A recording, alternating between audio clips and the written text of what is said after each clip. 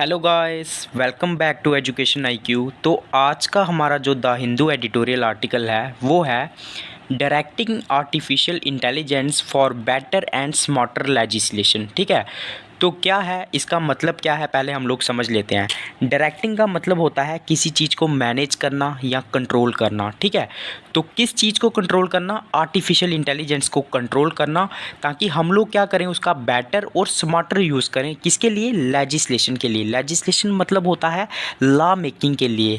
Legislation का मतलब होता है लॉ मेकिंग प्रोसेस। ठीक है, तो आर्टिफिशियल इंटेलिजेंस का इस तरह से यूज़ करना ताकि हम लोग उसको बेटर लेजिस्लेशन के लिए यूज़ कर सके। ठीक है, इस तरह से आर्टिफिशियल इंटेलिजेंस को कंट्रोल करना, इस हेडिंग का ये मतलब है। अब इस आर्टिकल के अंदर में क्या लिखा हुआ है मैं आपको एक एक लाइन को हिंदी में एक्सप्लेन करूँगा, और अगर कोई भी डिफ़िकल्ट वर्ड मीनिंग आएगा तो उसको मैं आपको साथ साथ में नोट करवाता चलूँगा। ठीक है, तो एक नोटबुक लेके बैठना, उसमें कोई भी डिफ़िकल्ट टर्म या वर्ड मीनिंग आएगा उसको नोट करते जाना। ठीक है यार, ये जो द हिंदू एडिटोरियल आर्टिकल है, किसी भी एग्ज़ाम में आपको आंसर राइटिंग लिखना है, ठीक है, या फिर आपकी ओन नॉलेज के लिए, या फिर अगर आपको अपना वोकैब स्ट्रॉन्ग करना है तो बहुत ज़्यादा हेल्पफुल होते हैं। ठीक है, बहुत सारे बच्चों को द हिंदू एडिटोरियल आर्टिकल समझ में नहीं आता है क्योंकि द हिंदू जो है वो टफ़ वर्ड यूज़ करता है। ठीक है, इसीलिए मैं आपके लिए जो है वो ईजी एक्सप्लेनेशन लाया हूँ हिंदी में।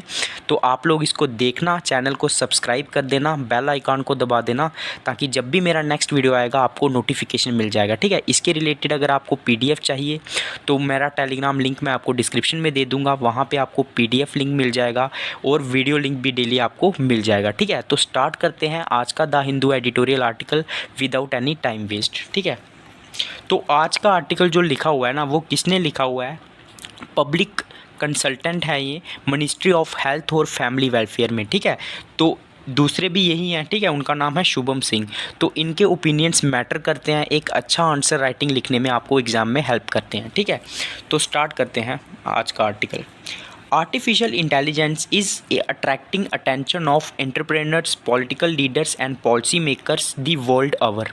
तो इसका मतलब क्या है मैं आपको समझाता हूँ कि जो आर्टिफिशियल इंटेलिजेंस है ना, वो आजकल जो है वो हर चीज़ का जो है वो अटेंशन ले रहा है। ठीक है, मतलब सब जो है इसका यूज़ कर रहे हैं, जैसे एंटरप्रेन्योर्स हो गए, ठीक है, वो भी इसको यूज़ कर रहे हैं, पॉलिटिकल लीडर्स भी जो हैं वो इसको यूज़ कर रहे हैं, पॉलिसी मेकर्स जो हैं वो भी जो हैं वो इसकी तरफ अट्रैक्ट हो रहे हैं। ठीक है, उसके बाद क्या है, most mature democracies are now using artificial intelligence tools or better pieces of legislation and parliamentary procedures। ठीक है, तो जितनी भी जो मैच्योर डेमोक्रेसीज़ हैं, जैसे अमेरिका हो गई या फिर और भी जो बहुत सारी कंट्रीज़ हैं वर्ल्ड की, वो क्या कर रही हैं आजकल?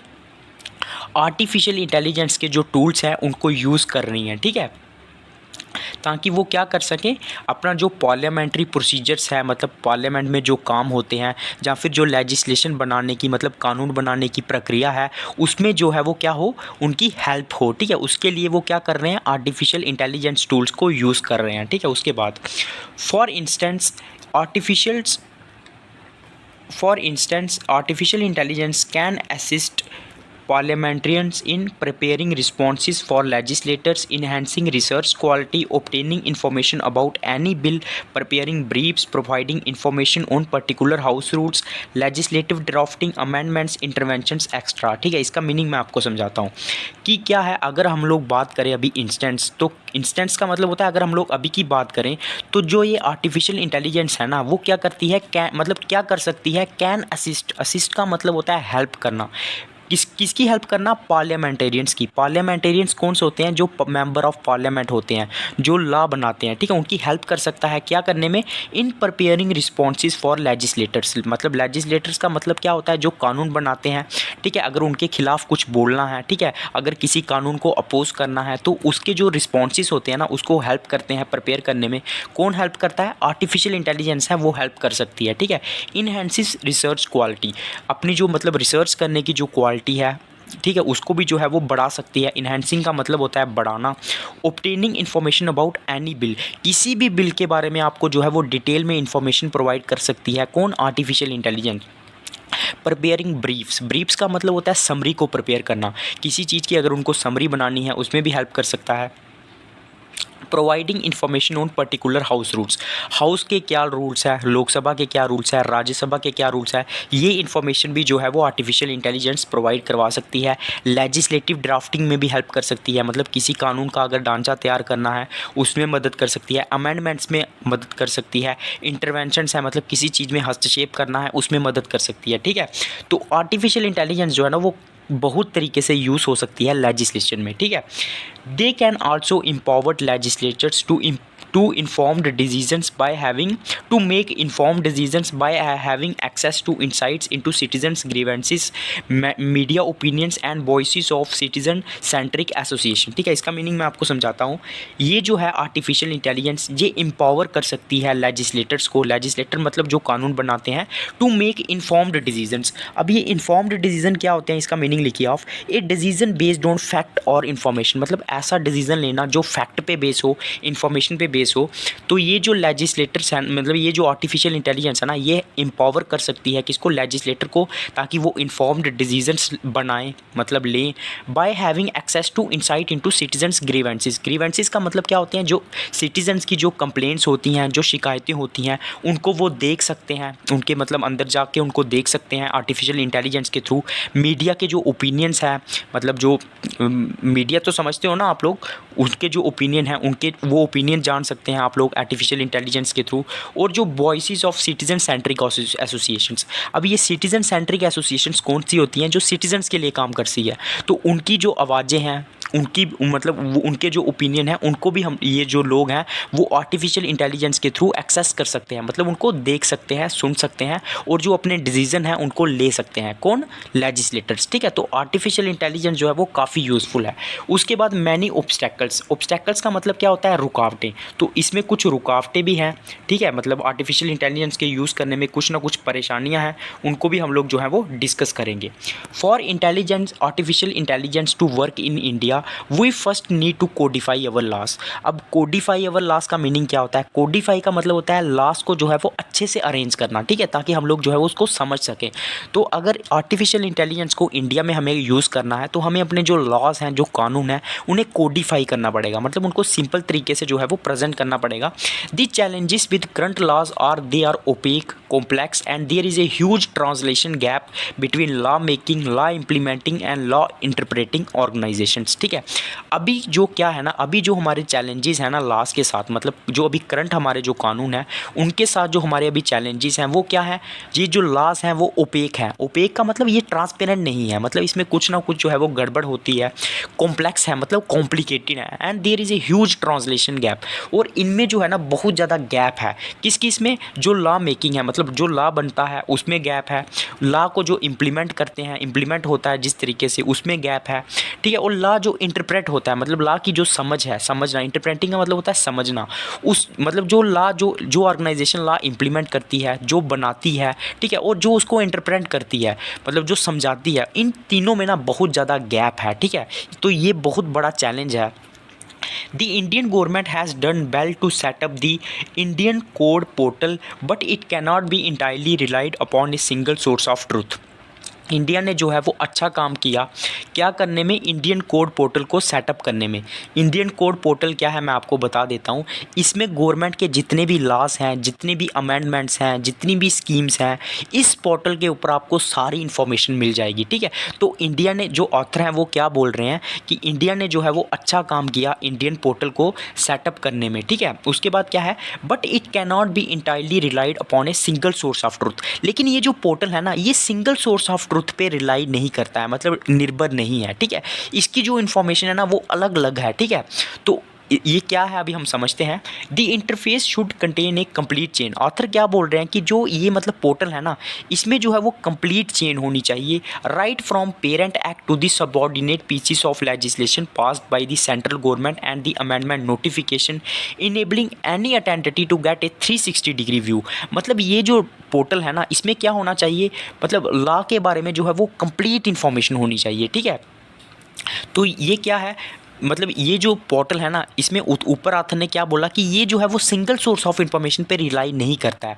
उसके बाद आथर ने क्या बोला कि ये जो है वो एक सिंपल चेन होनी चाहिए इसमें, ठीक है। और क्या होना चाहिए, ये क्या होना चाहिए, right from the parent act to the subordinate pieces. मतलब पेरेंट एक्ट में क्या है, उसके बाद जो उसके सबऑर्डिनेट पीसीस हैं लेजिस्लेशन के, ठीक है, जो सेंट्रल गवर्नमेंट ने पास किए हैं, उसमें जो अमेंडमेंट्स हुए हैं, ठीक है, इससे क्या होगा ना, आपको 360 डिग्री व्यू मिलेगा, मतलब पूरी इन्फॉर्मेशन मिल जाएगी किसी भी एक्ट के बारे में।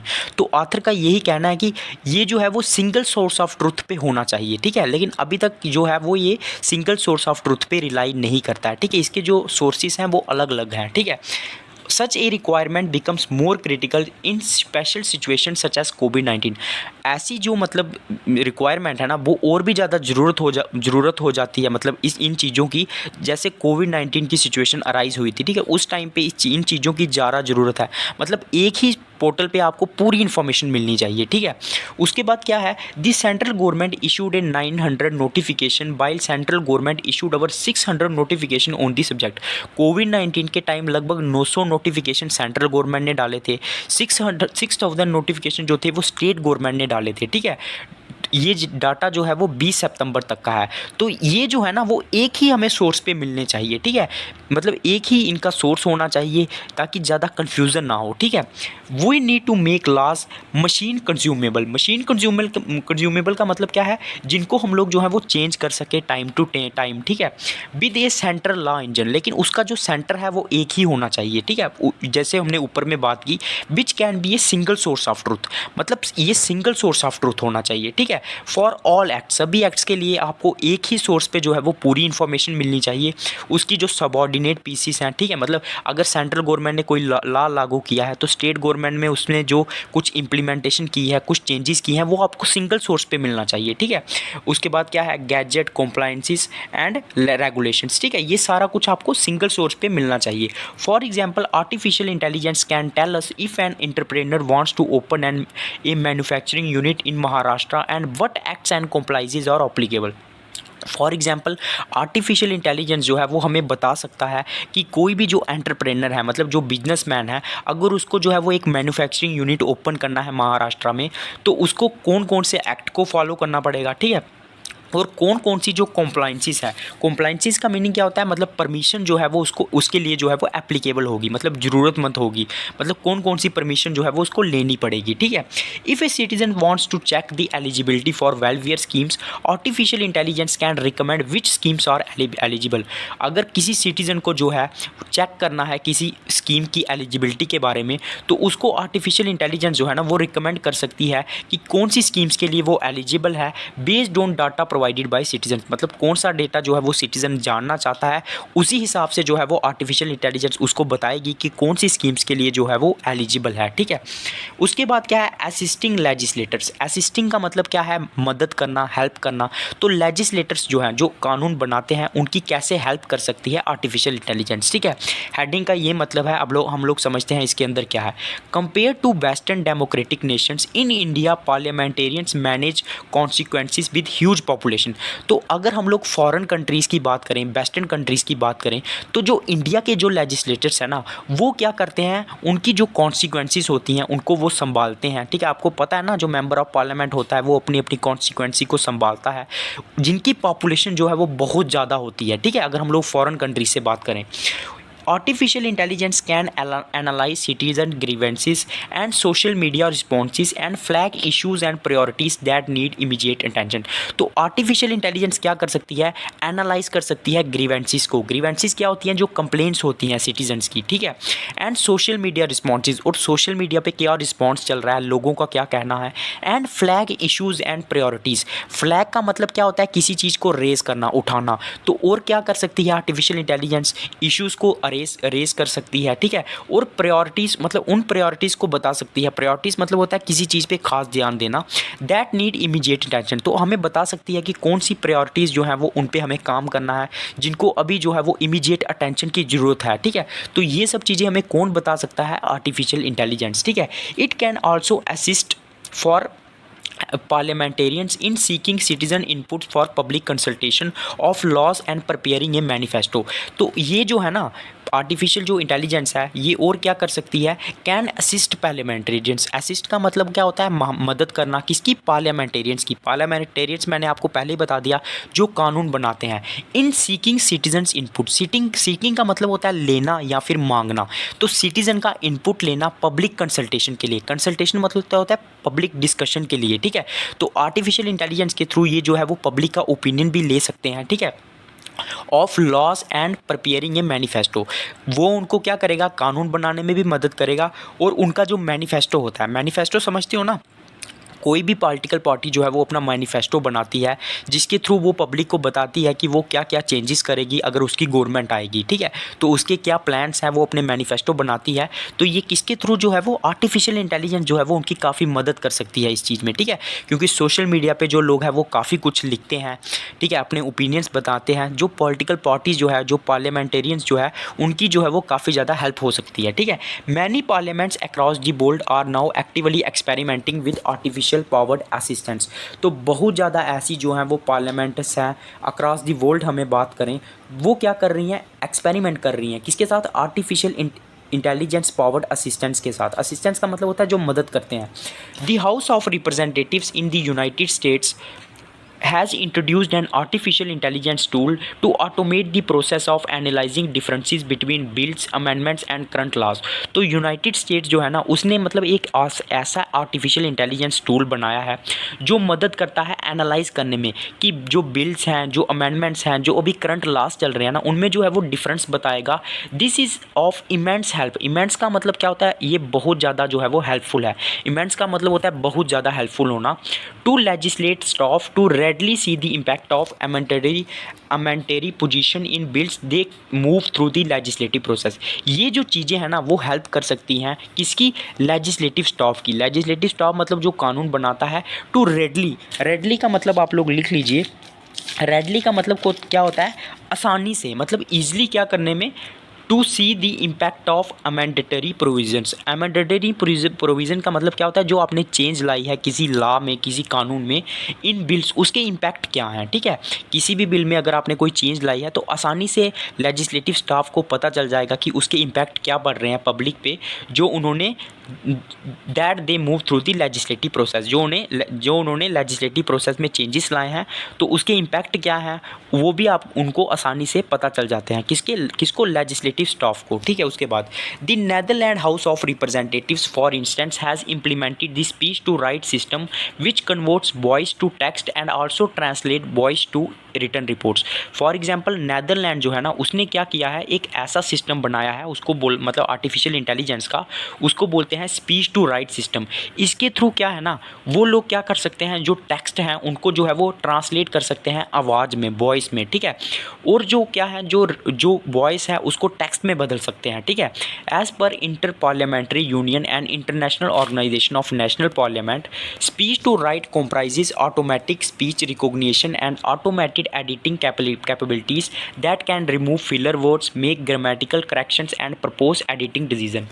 तो ये जो ऑर्गेनाइजेशन है ना, इंटर पार्लियामेंट्री यूनियन, इसका क्या कहना है कि जो स्पीच टू राइज है ना, कंप्राइजेस ऑटोमेटिक स्पीच रिकॉग्निशन, वो क्या करता है, मतलब किसी भी स्पीच को ऑटोमेटिकली रिकॉग्नाइज कर देता है, ठीक है। और क्या करता है, ऑटोमेटेड एडिटिंग कैपेबिलिटीज़, उसके अंदर जो है वो ऑटोमेटिक एडिटिंग कैपेबिलिटीज़ है, मतलब वो एडिट कर देता है। That can remove filler words. Filler words का मतलब होता है जैसे ऐसे जो वर्ड्स होते हैं ना, उनको वो रिमूव कर सकता है किसी भी स्पीच से। और जो ग्रामेटिकल करेक्शन है उसको भी कर सकता है। एंड प्रपोज एडिटिंग डिसीजन, और एडिटिंग डिसीजन को भी जो है वो प्रपोज कर सकता है, मतलब बता सकता है कि किस चीज़ को आपको एडिट करना है और किस चीज़ को आपको जो है वो एडिट नहीं करना है, ठीक है। तो ये जो स्पीच टू राइट है ना, ये काफ़ी हेल्पफुल है। उसके बाद क्या है, Japan's artificial tool assist in the preparation of responses for its legislature and also helps in the automatic selection of relevant highlights in parliamentary debates। Japan का जो आर्टिफिशियल इंटेलिजेंस टूल है ना, वो असिस्ट करता है। असिस्ट का मतलब होता है हेल्प करता है, किसकी, in the preparation of responses for its legislature, ठीक है। मतलब अगर आपको जवाब देना है पार्लियामेंट में, किसी को भी रिस्पॉन्स करना है, तो उसमें जो है वो हेल्प करता है। And also help in the automatic selection of relevant highlights in parliamentary debates. Parliamentary debates में जिन चीज़ों को हाईलाइट करना है उसमें भी जो है वो ये हेल्प करता है। Brazil has developed and artificial intelligence system called ULISIS which supports transparency and citizen participation. तो ब्राज़ील ने एक आर्टिफिशियल इंटेलिजेंस टूल डेवलप किया है, उसका नाम है ULISIS। ये क्या करता है, ट्रांसपेरेंसी को सपोर्ट करता है, मतलब कोई भी जो चीज़ है उसको ट्रांसपेरेंट वे में बनाने में हेल्प करता है। एंड सिटीजन्स का जो पार्टिसिपेशन है लॉ मेकिंग में उसके लिए भी जो है वो हेल्प करता है, ठीक है। The good news is that India is also innovating and working towards making parliamentary activities digital such as one nation one application and national e Vidhan portal. लेकिन खुशी की बात ये है, गुड न्यूज़ ये है कि इंडिया भी जो है वो इसके ऊपर काम कर रहा है। किसके ऊपर, आर्टिफिशियल इंटेलिजेंस के ऊपर काम कर रहा है, ठीक है। और क्या कर रहा है, जैसे उसने एक स्कीम भी लाई हुई है, जैसे one nation one application and national e Vidhan portal, ठीक है। तो इंडिया भी जो है वो इसके ऊपर जो है वो ज़ोरों शोरों से जो है वो काम कर रहा है, ठीक है। Artificial intelligence can stimulate the potential effects of law. Stimulate का मतलब क्या होता है, किसी चीज़ को इनकरेज करना, बढ़ावा देना। तो आर्टिफिशियल जो इंटेलिजेंस है ना, मतलब जो पोटेंशियल इफेक्ट्स हैं, मतलब किसी के ऊपर जो प्रभाव पड़ सकते हैं किसी भी लॉ के, उसको भी जो है वो बढ़ा सकता है। कौन बढ़ा सकता है, आर्टिफिशियल इंटेलिजेंस। क्योंकि अगर आप कोई भी लॉ बनाओगे उसको जो है वो आप अच्छे से मतलब जो है वो बताओगे लोगों को, सोशल मीडिया पे बताओगे, तो इससे क्या हो सकता है, वो उसके लॉ के जो इफेक्ट्स हैं वो और भी बढ़ सकते हैं, ठीक है। For example various data sets such as census data on household consumption, taxpayer beneficiaries from various schemes and public infrastructures can be modeled। Model का मतलब क्या होता है, मॉडल का मतलब होता है किसी चीज़ को बनाना। फॉर एग्जाम्पल कोई भी जो डेटा सेट्स है जो आपको सेंसिस के लिए लेना है, ठीक है, मतलब जनगणना जो होती है, या फिर जो हाउस होल्ड कंजप्शन का जो डेटा है, टैक्स पेयर्स के लिए जो डाटा है, या फिर जो वेरियस स्कीम्स का जो मतलब डेटा है, और जो पब्लिक इंफ्रास्ट्रक्चर है उसको भी जो है हम लोग आर्टिफिशियल इंटेलिजेंस के थ्रू ले सकते हैं, बना सकते हैं। In that case artificial intelligence can cover potential outcomes of A policy. Outcome का मतलब क्या होता है, रिजल्ट। तो ऐसे केसेस में आर्टिफिशियल इंटेलिजेंस जो है ना वो हमें रिजल्ट भी बता सकती है, मतलब किस पॉलिसी का जो है वो क्या इफेक्ट पड़ रहा है, क्या रिजल्ट आ रहा है, उसको भी जो है वो अनकवर कर सकती है, ठीक है। उसके बाद क्या है, at the same time it can also helps in flagging laws that are outdated in the present circumstances and which require amendment. और उसी टाइम पे हमें जो है वो ये भी बता सकती है, मतलब इस चीज़ में भी हेल्प कर सकती है आर्टिफिशियल इंटेलिजेंस, ऐसे लॉस को मतलब बताना। फ्लैग का मतलब करना है, मतलब किसी चीज़ को उठाना या बताना जो आउटडेटेड है, मतलब जो लॉस पुराने हो चुके हैं और जिनको जो है वो अभी अमेंडमेंट की ज़रूरत है, मतलब जिनमें जो है वो अभी बदलाव की ज़रूरत है। ऐसी चीज़ें भी जो है वो हमें आर्टिफिशियल इंटेलिजेंस बता सकती है। For example we all saw how epidemic diseases act 1897 failed to address the COVID-19 pandemic situation when the virus seemed to have overwhelmed the country। For example देखो, जैसे कोविड-19 का जो 1897 का एक्ट था पैंडमिक वाला, ठीक है, जो काफ़ी पुराना था, और उसके जो इफ़ेक्ट थे ना वो हमें साफ दिखे जब कोविड-19 आया ना। तो ये जो एक्ट था ना ये एकदम फेल हो गया, ठीक है, मतलब इसने कोई भी काम नहीं किया, ठीक है। तो ऐसे लॉस के बारे में हमें बता सकता है आर्टिफिशियल इंटेलिजेंस, और उनमें क्या चेंजेस करने की ज़रूरत है ये भी हमें बता सकता है, ठीक है। तो ये जो कोविड-19 आया था ना उस टाइम पे हमें पता चल गया कि ये जो लॉ है 1987 पैंडमिक एक्ट, ये पूरी तरह से जो है वो फेल हो गया, ठीक है। When the virus seem to be overwhelmed का मतलब क्या होता है ये भी आप लोग लिख लीजिए, ठीक है। ओवरवेल्म्ड का मतलब होता है to cause something which is difficult to manage, मतलब ऐसी चीज़ करना जो जिसको मैनेज करना मुश्किल हो जाए, ठीक है। तो जब कोविड-19 को मैनेज करना मुश्किल हो गया था तो ये जो लॉस थे इन्होंने कोई भी काम नहीं किया, ये एकदम फेल हो गए, ठीक है। उसके बाद क्या है, not just this many other provisions in the Indian penal code are controversial and redundant. Redundant का मीनिंग लिखिए, रिडंडेंट का मतलब होता है यूजलेस। तो ऐसे बहुत सारे इंडियन पैनल कोड में भी कुछ लॉज हैं जो कि यूजलेस हैं, जैसे, ठीक है। अकॉर्डिंग टू आर्टिकल 309, जैसे आर्टिकल 309 है attempted suicide of the Indian penal code continues to be a criminal offence. जैसे इंडियन पैनल कोड का जो अटेम्प्ट टू सुसाइड है ना उसको अभी भी जो है वो क्रिमिनल ऑफेंस माना जाता है, ठीक है। ये भी जो है वो काफ़ी कंट्रोवर्शियल है। उसके बाद क्या है, we have many pieces of criminal legislature that were enacted more than 100 year ago. तो ऐसे बहुत सारे लॉ हैं जो काफ़ी मतलब 100 साल पुराने हैं जिसमें अमेंडमेंट की ज़रूरत है, वो भी हमें जो है वो आर्टिफिशियल इंटेलिजेंस के थ्रू पता चल सकता है। That are of hardly many of any use today, मतलब जिनका अभी कोई काम नहीं है, ठीक है। उसके बाद ऐसे लॉज जो हैं वो उनमें जो है वो अमेंडमेंट की ज़रूरत है। Some include the press and registration of books act 1867, the public public gambling act 1867 and the prison act, इसमें बहुत सारे लॉज की जो है वो एग्जाम्पल भी बताई हुई हैं, ठीक है, जो है वो काफ़ी पुराने हैं। द कोविड-19 pandemic has given a strong thrust to the digital India initiative and a digitisation of services. तो जो कोविड-19 पैंडमिक आया ना, उसने जो है ना वो काफ़ी स्ट्रॉन्ग थ्रस्ट बताया। थ्रस्ट का मतलब क्या होता है, जोर देना किसी चीज़ पे, ठीक है। तो उस जो कोविड-19 आया ना, उसने किस चीज़ पे जोर दिया, डिजिटल इंडिया के ऊपर जोर दिया, ठीक है, इनिशिएटिव के ऊपर, और डिजिटाइजेशन ऑफ सर्विसेज के ऊपर जो है वो काफ़ी जोर दिया, ठीक है। हमें पता चल गया कोविड-19 के बाद कि हमें जो है वो डिजिटलाइजेशन के ऊपर फोकस करने की ज़रूरत है, ठीक है। This momentum has needs to be kept up and utilised in the field of law, policy making and parliamentary activities. तो ये जो हमारा मोमेंटम बना हुआ है ना कोविड-19 के बाद, इसे हमें जो है वो हाई रखना पड़ेगा और इसे हमें यूटिलाइज़ करना पड़ेगा लॉ मेकिंग में, पॉलिसी मेकिंग में और पार्लियामेंट्री एक्टिविटीज़ के लिए। Harnessing the power of artificial intelligence. Harnessing का मतलब क्या है, किसी चीज़ को कंट्रोल करना और उसका अच्छे से इस्तेमाल करना। इसे जो है वो हमें यूज़ करना पड़ेगा, आर्टिफिशियल इंटेलिजेंस को भी जो है वो अच्छे से यूज़ करना पड़ेगा, ठीक है। ये जो मोमेंटम है इसका हमें जो है वो आर्टिफिशियल इंटेलिजेंस को भी यूज़ करने में हेल्प करेगा। While doing all this it needs to be ensured that the use of artificial intelligence must be encouraged in an open, transparent and citizen friendly manner. और हमें ये भी ध्यान रखना पड़ेगा, ठीक है, कि हमें जो आर्टिफिशियल इंटेलिजेंस का यूज़ करना है ना, उसे हमें जो है वो एक ट्रांसपेरेंट मैनर में करना पड़ेगा, ठीक है। उसमें कुछ गफला नहीं होना चाहिए और वो सिटीज़न फ्रेंडली होना चाहिए, मतलब सिटीज़न को कोई हार्म नहीं करना चाहिए। Artificial intelligence is a powerful tool. Artificial intelligence एक पावरफुल टूल है, but at the end of the day we should be mindful of the fact that it is a means to an end and not an end in itself. इसका meaning मैं आपको समझाता हूँ। Artificial intelligence जो है वो एक powerful मतलब टूल है, लेकिन हमें ये याद रखना पड़ेगा, ठीक है, ये हमें अपने माइंड में रखना पड़ेगा कि ये क्या है, it is a means to an end. Means to an end का मीनिंग क्या होता है, मीन्स टू एंड का मीनिंग होता है मतलब ये काफ़ी ज़्यादा जो है ना वो हमारे लिए लाभदायक है, ठीक है। इसका यूज़ जो है वो हमें काफ़ी बेनिफिट दे सकता है, ठीक है।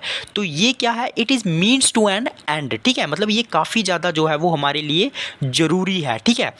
And not an end in it self. And not an end in it self का मीनिंग क्या होता है, मतलब किसी चीज़ को इस तरीके से करना कि आपकी जो है वो डिज़ायर है, वो मतलब वो इंपॉर्टेंट नहीं है आपके लिए, लेकिन क्या है आपका मन कर रहा है करने का, तो इसीलिए आप कर रहे हो, ठीक है। तो ये जो है ना ये हमारे लिए यूज़फुल है, मतलब ये मीन्स टू एन एंड है, मतलब हमारे लिए जो है वो काफ़ी ज़्यादा यूज़फुल है, हमारी काफ़ी मदद कर सकता है, लेकिन ये हमारे लिए जो है वो डिज़ायरेबल नहीं है, मतलब हम अपनी मर्ज़ी से हमें इसका यूज़ नहीं करना चाहिए, ठीक है। हमें इसका इसीलिए यूज़ करना चाहिए क्योंकि ये इंपॉर्टेंट है, ठीक है। तो ये था द हिंदू एडिटोरियल आर्टिकल, मैंने आपको पूरा एक एक लाइन में एक्सप्लेन किया है, ठीक है। अब मैं आपका इसका पीडीएफ जो है वो मैं आपको टेलीग्राम लिंक में भेज दूंगा। मेरे टेलीग्राम चैनल को सब्सक्राइब कर लो, वहाँ पे आपको डेली वीडियो लिंक मिल जाएगा, पीडीएफ मिल जाएगा, ठीक है। तो उसके जो आके आप फटाफट सब्सक्राइब कर लो। बहुत मेहनत लगता है, ठीक है। मैंने आपको एक एक लाइन को हिंदी में पढ़ाया है, कोई भी डिफ़िकल्ट वर्ड मीनिंग आया है वो भी मैंने आपको साथ साथ में बता लिया है। तो डेली मेरा लेक्चर आएगा यार, आप लोग जिसको भी अच्छा लगा है ना वो चैनल को सब्सक्राइब कर देना, बेल आइकॉन को दबा देना, ताकि जब भी मेरा नेक्स्ट वीडियो आएगा आपको नोटिफिकेशन मिल जाएगा, ठीक है। तो डेली मेरा वीडियो आएगा, ये आपको किसी भी एग्ज़ाम में हेल्प करेगा, आपका वोकैब स्ट्रांग होगा, आपका नॉलेज बढ़ेगा, आपको पता चलेगा कैसे न्यूज़पेपर पढ़ना है, ठीक है। एक बार आप मेरे से पढ़ लो, उसके बाद जाके इसको खुद रीड करो, ठीक है। आपका रीडिंग हैबिट भी जो है वो साथ साथ में बढ़ेगी। तो वीडियो कैसा लगा यार, जिसको भी अच्छा लगा, जो चैनल को सब्सक्राइब करेगा, कमेंट में मुझे पक्का बताएगा आपको वीडियो कैसा लगा, ठीक है। तो अपना फीडबैक दे देना, लाइक कर देना, सब्सक्राइब कर देना। ओके बाय, जय हिंद।